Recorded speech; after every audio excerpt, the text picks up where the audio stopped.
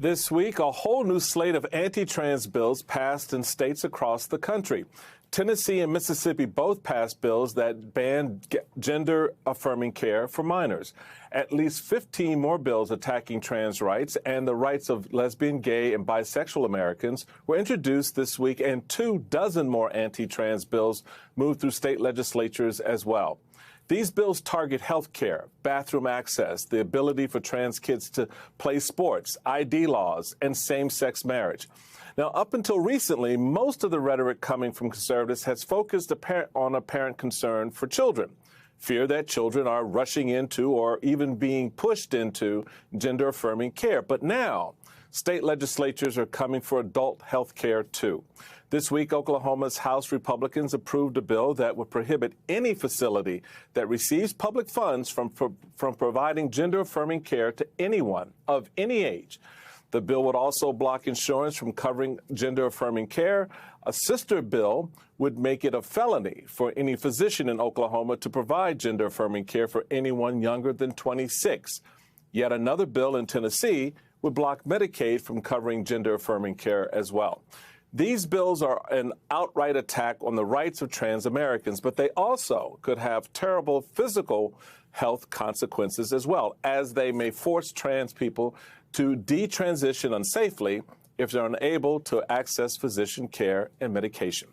For more on this, I'm joined by Emmy and Peabody Award-winning journalist Amara Jones. She's founder of Translash Media, chair of the Transgender Law Center, and host of the Translash podcast.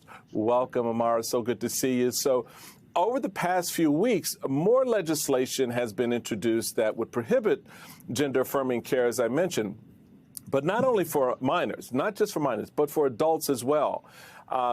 A lot of this rhetoric has focused on children. Are you surprised to see this transition to now focusing on adults? No. As we explored in our other podcast, the Anti-Trans Hate Machine, which is an investigative series, we uncovered the fact that this is now a major pillar of the Republican Party, that so many of the organizations that you know about, Heritage Foundation, the Alliance Defending Freedom, Family Research Council, and so many others, have worked for almost a decade to push this issue to the center of the Republican Party. And that's why it's not a surprise that it's being expanded right now. And, you know, even in a Washington Post article about the fact that adults are now a focus of this legislation was quoted, you know, someone from the American Principles Project, and they were the ones who in 2018 focus grouped this particular issue to say that the way into undermining the idea of trans rights in America would be to start with children and then to move on to adults. So sadly, I'm not surprised by any of this, and we're just going to see more. So, Myra, I would help us kind of put some focus on what animates a lot of this conversation, a lot of these bills, because these bills involve a lot of fear-mongering and a lot of disinformation about children being allowed to make sudden, impulsive, and irreversible medical decisions about their gender. So help us understand what these narratives are getting wrong about this process and what these children are seeing and understanding about themselves. Well, Michael, as you know, a key way to undermine rights of people is to engage in an intense campaign of disinformation. And so you're right to target. Let's unpack a lot of what's behind this.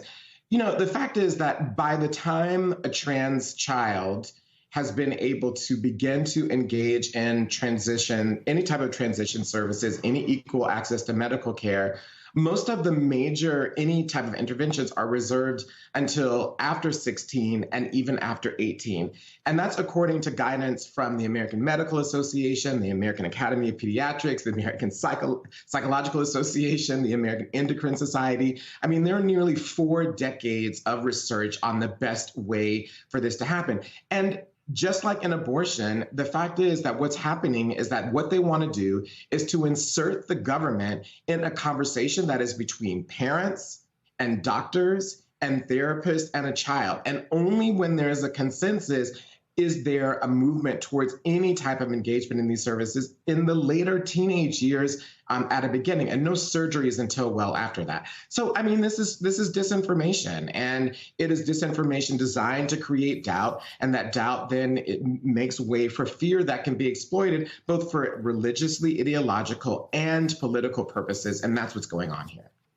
So, a lot of people kind of come at this, and they may not be as connected into the conversation as many are, and they may see this as something, nothing more than just limitation of bathroom use or just some restrictions for genderqueer kids.